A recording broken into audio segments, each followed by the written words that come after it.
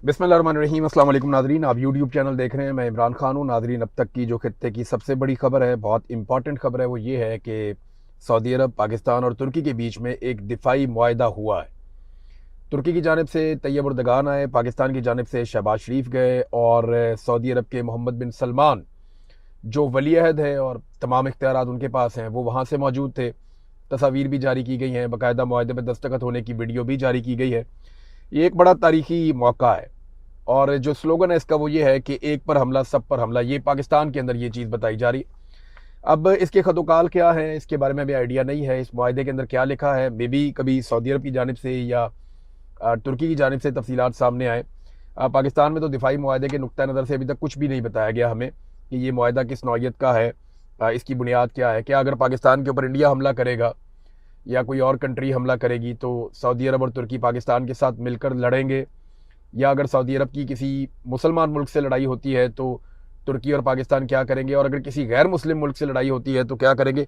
यानी इसमें बहुत सारी और चीज़ें हैं। यानी ईरान के साथ अगर सऊदी अरब की लड़ाई होती है तो क्या पाकिस्तान और तुर्की जो है वो ईरान के ऊपर हमला करेंगे या ईरान को मना करेंगे या उसको बाज रखने की सफारती कोशिशें करेंगे। अगर यमन के साथ जो लड़ाई इस वक्त चल रही है हौसियों के साथ सऊदी अरब की, उसमें पाकिस्तान का और तुर्की का क्या किरदार होगा। क्या अमली तौर पर पाकिस्तानी फ़ौजी या तुर्की फ़ौज जो है वो उस हमले के अंदर जवाबी कार्रवाई करेंगे और जाके यमन के खिलाफ कार्रवाई करेंगे, या फिर ये इसराइल के खिलाफ है या कोई ऐसी फोर्सेस के खिलाफ है जो सऊदी अरब के लिए प्रॉब्लम क्रिएट करें। देखिए, ये तो ईरान ने साबित किया है कि वो खित्ते का एक बहुत ताकतवर मुल्क है और उसने जो दुनिया में सुपर पावर कहा जाता है अमेरिका, उसका उसने मुकाबला किया। तो मेरा नहीं ख्याल कि किसी भी मुल्क को उसके साथ बराह रास्त जंग में जाना चाहिए, ख़ास तौर पे उन ममालिक को जिनकी सरहदें ईरान के साथ लगती हैं, जैसा कि तुर्की है, जैसा कि पाकिस्तान है। तो इस बात को तो अवॉइड करेंगे। अब ये एक दिफाई नुक्ता नज़र से और सफारती नुक्ता नज़र से एक बड़ी कामयाबी है, इस रीजन की बहुत बड़ी डेवलपमेंट है। लेकिन इसके ऊपर तफसीली बात हम तब कर पाएंगे जिस वक्त ये सारी चीज़ें जो है मंजर आम पे आएंगी, हमें पता चलेगा कि इस मुआहदे के अंदर एक्चुअली लिखा हुआ क्या है। अब नाजरीन, खाना काबा के अंदर दाखिल होने की वीडियो भी जारी की गई शहबाज शरीफ की और आसिम मुनीर की। तो ये क्योंकि पॉलिटिकल लोग ज़्यादातर फ़ायदा उठाते हैं और जब भी कभी इन्हें मौका मिलता है खाना काबा के करीब जाने का, मस्जिद नबवी के करीब जाने का, रोज़ा रसूल के करीब जाने का, नवाज शरीफ जाते हैं तो वहाँ पे उन्हें जगह एक कॉर्नर में मिल जाती है, वो छोटा सा कॉरिडोर है, वहाँ पे बैठ जाते हैं जाके। तो वहाँ से तस्वीर जारी करवाते हैं। आम लोगों को वहाँ जाने में दिक्कत रहती है, लेकिन सऊदी अरब की गवर्नमेंट जो है वो इन मुकद्दस मकामात को उन शख्सियात के लिए जिनके साथ सफारती ताल्लुकात उन्होंने इस्तेमाल करने होते हैं, वो उनको उनके लिए खोलती है। ये एक खालिसतन सियासी मामला है, लेकिन आपको पता है मज़हब को भी सियासत के लिए इस्तेमाल किया जाता है और ये सारी पॉलिटिकल पार्टीज करती हैं, सब लोग करते हैं। खासतौर पे जो मजहबी सियासी जमातें हैं वो बहुत ज़्यादा करते हैं। पाकिस्तान जैसे ममालिक के अंदर ये इसकी बड़ी सिग्निफिकेंस है। पाकिस्तान जैसे ममालिक में इसकी बड़ी इंपॉर्टेंस होती है कि लोगों को तस्वीरें दिखाई जाएँ कि सर पे टोपी पहनी हुई है, ऐसे दुआ कर रहे हैं हाथ उठा के, या खाना काबा के अंदर दाखिल हो रहे हैं, खाना काबा के अंदर से निकल रहे हैं। ये तो परवेज़ मुशर्रफ को भी मौका मिला था। परवेज़ मुशर्रफ का करैक्टर जो था वो सारी दुनिया जानती है। वो किस किस्म की पार्टीज़ करते थे, किस किस्म का उनका माहौल था, किन हालात में वो इस दुनिया से गए, कैसे उन्होंने पाकिस्तानियों का कत्लेआम किया। फिर ज़ियाउल हक जो है जिसने कितना जुल्म किया पाकिस्तानियों के ऊपर, ज़ियाउल हक को भी बल्कि वो तो उसकी इमामत की कहानियाँ आई थी कि वो जाके खाना काबा में इमामत भी की और कैसे इमामत की उसके ऊपर किताबें लिख छोड़ी लोगों ने। तो अभी आसिम मुनीर साहब की बारी है। सऊदी अरब के साथ आप दिफाई मुआहदा करेंगे तो इतनी सहूलत तो आपको मिलेगी, और ये और बहुत सारे लोगों को भी मिली है, माजी में भी मिलती रही है, आज भी मिली है। लेकिन इसकी वीडियो जारी की गई ताकि आवाम के अंदर एक तासुर जाए। और दो चीज़ें हैं, एक तो उसे तासुर ये देने की कोशिश की जा रही है कि मौजूदा हुकूमत और जो मौजूदा एस्टैब्लिशमेंट है उनके बीच में किसी किस्म की कोई लड़ाई नहीं है। तो ये तो बात पहले से ही सबको पता है कि लड़ाई कोई नहीं है। देखें, अंसार अब्बासी साहब ने इसमें एक पोस्ट की है सोशल मीडिया पे, उसके कमेंट्स उन्होंने बंद किए हैं, लेकिन उन्होंने कहा वो पूछना था कि अभी आपको यकीन है कि 6 माह की डेडलाइन दी गई है शहबाज शरीफ को आसिम मुनीर की जानिब से या एस्टेब्लिशमेंट की जानिब से। तो उन्होंने ये सवाल पूछा। मजे की बात यह है कि सवाल उन्होंने पूछा और कमेंट सेक्शन बंद कर दिया। भाई, अगर आपने पाकिस्तानियों से सवाल पूछना है तो आप कमेंट सेक्शन भी खोल के रखें, तो जवाब आपको यहाँ दे देते हैं। एक तो ये जो खबर दी है कि 6 माह की डेडलाइन है, ये कोई ऐसा नहीं है कि पाकिस्तान तहरीक इंसाफ ने दी है, या ऐसा भी नहीं है कि एंटी एस्टेब्लिशमेंट किसी सहाफ़ी ने खबर दी है। ये उन जर्नलिस्टों ने खबर दी है जिनके एस्टेब्लिशमेंट के साथ इस वक्त अच्छे ताल्लुकात में माजी में हमारे भी हुआ करते थे। हमें वहाँ से खबरें शबरें मिल जाती थी, हम वहाँ से पता कर लेते थे कि क्या होने जा रहा है, क्या नहीं होने जा रहा है। अभी जो लोग हमें खबर देते हैं वो जरा खुफिया रखते हैं अपने आप को, हम बता भी नहीं पाते किसी का नाम, ये भी नहीं कह पाते कि बहुत बड़ी शख्सियत से बात हुई या मुलाकात हुई। खबरें तो अभी भी निकलती हैं, खबरें तो आती रहती हैं। तो इस वक्त जिनके अच्छे एस्टेब्लिशमेंट के साथ ताल्लुकात हैं और जो एस्टेब्लिशमेंट के साथ ताल्लुकात इंजॉय कर रहे हैं, ये खबरें वहाँ से आई हैं। और उन्होंने ये क्लेम किया कि 6 माह का टाइम दिया गया है। तो अंसार अब्बासी साहब को उनसे जाकर पूछना चाहिए, ना कि वो आम आवाम से पूछें और फिर कमेंट बंद कर दें। एक्चुअली उनका इशारा पाकिस्तान तहरीक इंसाफ की जानिब से होता है। मेरा नहीं ख्याल तहरीक इंसाफ ने कभी भी इस बात की उम्मीद की है कि आसिम मुनीर नवाज शरीफ की या शहबाज शरीफ की या जरदारी की हुकूमत गिरा देगा। नहीं, ऐसा नहीं होगा। देखें, ये एक दूसरे की इंश्योरेंस पॉलिसी है, ये हम सब जानते हैं।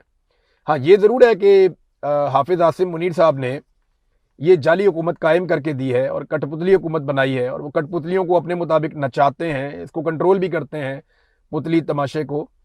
लेकिन जब उन्हें लगता है कि कोई कठपुतली सही तरह काम नहीं कर रहे तो वो उसकी डोरी खींच भी देते हैं। बाज़ औक़ात थोड़ा सा डोरी को खींचते हैं, डोरी को सेट करते हैं, थोड़ा सा कठपुतली को उठा के उसकी तरह मुरम्मत करके ठीक करके दोबारा खड़ा कर देते हैं स्टेज के ऊपर। तो वो ये जानते हैं कि ओवरऑल उनकी अपनी बचत भी इसमें है कि तमाशा चलता रहे, क्योंकि जब तक ये कठपुतलियां काम करती रहेंगी तो एक जाली तमाशा चलता रहेगा। अगर असली सरकार आ गई तो फिर सबको जवाब देना पड़ेगा। तो ये बात बड़ी सादी और सीधी है कि ये एक दूसरे की इंश्योरेंस पॉलिसी है। इन्होंने एक दूसरे को गिरने नहीं देना। अवाम ने अगर गिराना है तो अवाम ने मिलकर इन सारों को एक साथ गिराना है, और ये एक साथ ही गिरेंगे। जब भी गिरेंगे वो वहां पर मैं देखेंगे गिरता हुआ। पाकिस्तान के अंदर सिक्योरिटी के बड़े बदतरीन हालात हैं। देखें, हम दिफाई मुआहदों में तो जा रहे हैं, बड़ी अच्छी बात है, लेकिन पाकिस्तान के अंदर जो सिक्योरिटी की सूरत हाल है, क्या वो ठीक है? बड़ा सवाल ये है।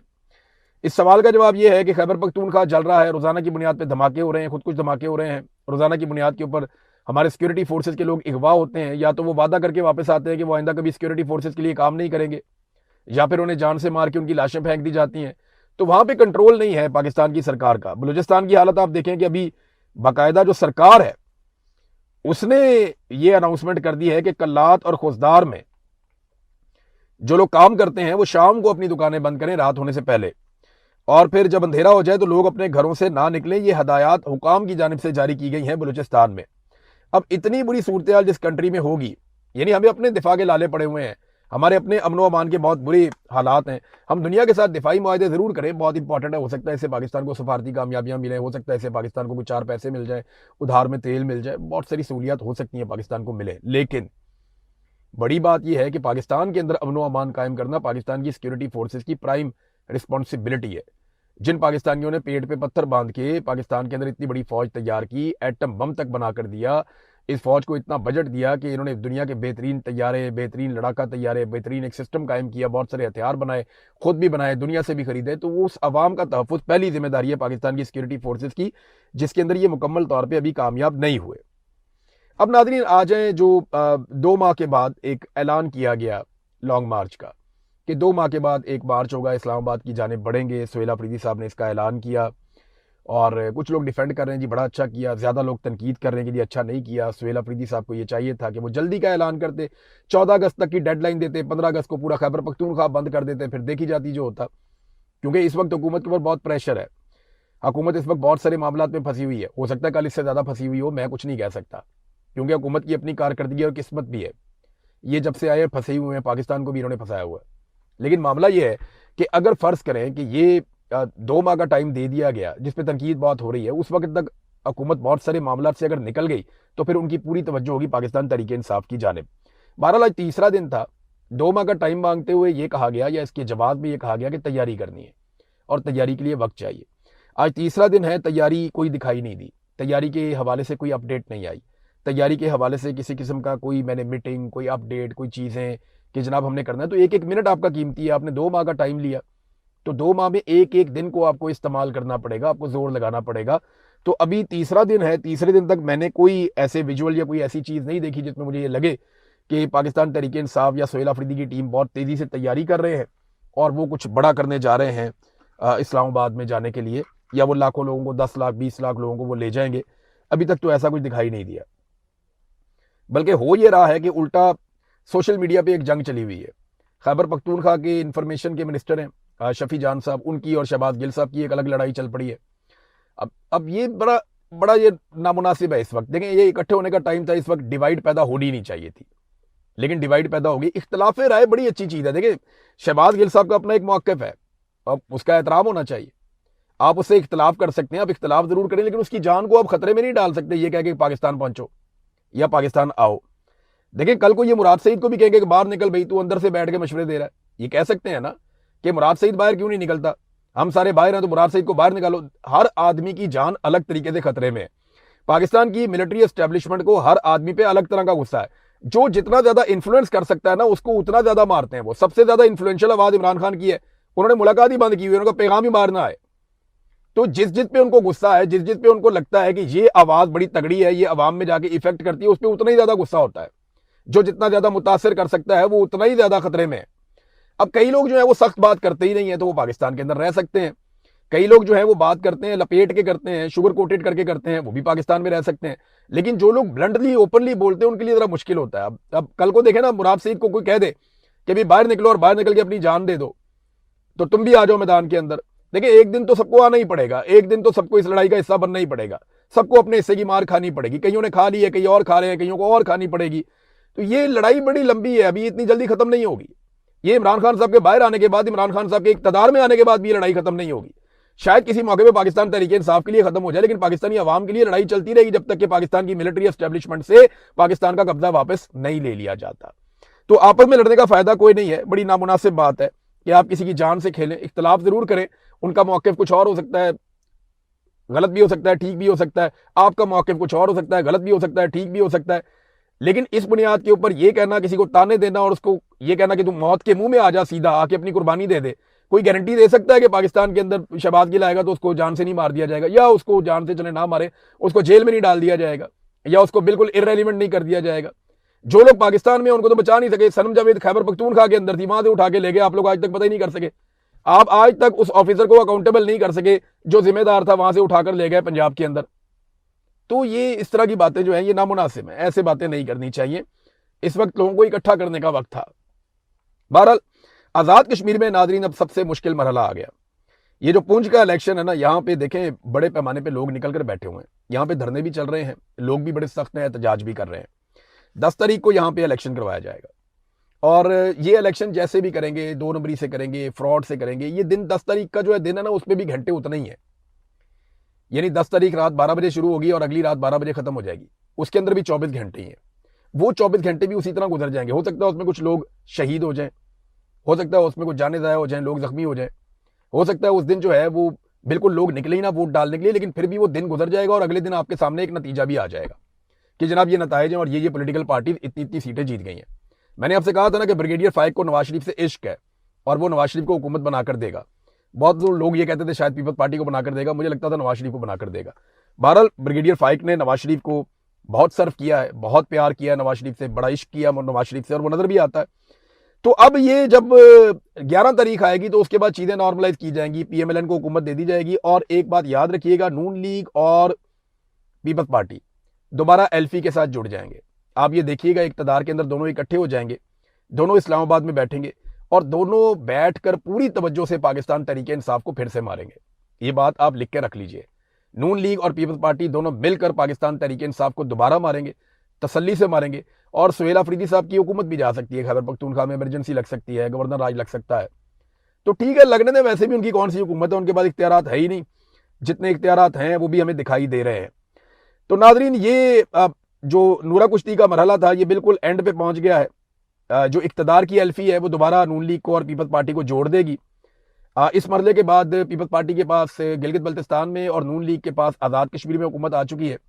और एक और चीज़ भी होने जा रही है, याद रखिएगा, एक सजेशन ये भी है कि आने वाले दिनों में खैबर पख्तूनख्वा और बलूचिस्तान दोनों में इमरजेंसी नाफिज कर दी जाए और दोनों की हुकूमतें ख़त्म कर दी जाए, ताकि बैलेंस किया जा सके। जी बहुत खतरनाक लड़ाई चल रही है तो हमने ये कर दिया। ये एक तजवीज़ है जिस पे एक बहस भी हुई है।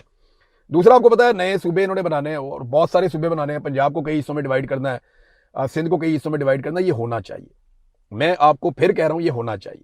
रवायती सियासी खानदान इस बात के खिलाफ है, लेकिन ये होना चाहिए। जितने ज़्यादा सूबे इंतजामी यूनिट छोटे छोटे बनेंगे उतना ज़्यादा परफॉर्मेंस का मुकाबला होगा और उतनी ज़्यादा पॉलिटिकल पार्टीज को मौका मिलेगा, उतना ज़्यादा इक़्तिदार नीचे तक मुंतकिल होगा। लेकिन ये सारा कुछ पाकिस्तान के अवामी मुंतखब नुमाइंदों को करना चाहिए। आसिम मुनीर साहब को या उनके ब्यूरोक्रेट्स को या एक मोहसिन नकवी जैसे आदमी को जिसका सियासत में कोई स्टेक नहीं है, ऐसे लोगों को हक नहीं पहुंचता कि वो पाकिस्तानियों का फैसला करें जिन्होंने कभी वोट ही नहीं लिया। तो ये जिन लोगों को लोग वोट डालते हैं वो लोग ये फैसला करें। आप एक नया इलेक्शन करवा दें पाकिस्तान में, जो भी हुकूमत बने बैठ के बात करें, नए सूबे बनाएं, ज्यादा सारे सूबे बनाएं और कोशिश करें। अगर सूबे बन जाते हैं और सारी पॉलिटिकल पार्टीज आज भी बैठ जाती हैं, ऑल पार्टीज कॉन्फ्रेंस आप करवा लें। एक रेफरेंडम का भी कहा जाता है कि ना, रेफरेंडम का एक ऑप्शन है, बहुत जगह पे बड़े अरसे से डिस्कस हो रहा है कि रेफरेंडम करवा देंगे पाकिस्तान में कि नए सूबे बनने चाहिए नहीं बनने चाहिए।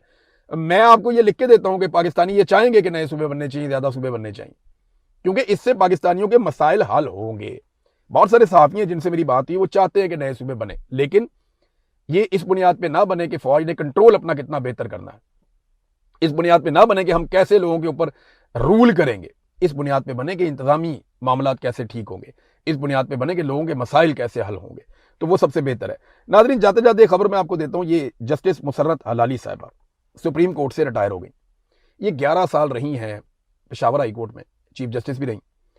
उसके बाद सुप्रीम कोर्ट में इन्होंने 3 साल गुजारे, यानी लंबा इनका एक टेन्योर है। उसके बाद अब ये रिटायर हो गई, लेकिन जुडिशरी के दामन पे एक काले धब्बे की तरह रही। इनके 3 फैसले तारीख हमेशा याद रखेगी। वैसे तो इन्होंने हमेशा एस्टेब्लिशमेंट की बी टीम का काम किया। एक इनका फैसला था जिसमें इन्होंने बल्ले का निशान छीन लिया था काजी फायद ईसा के साथ।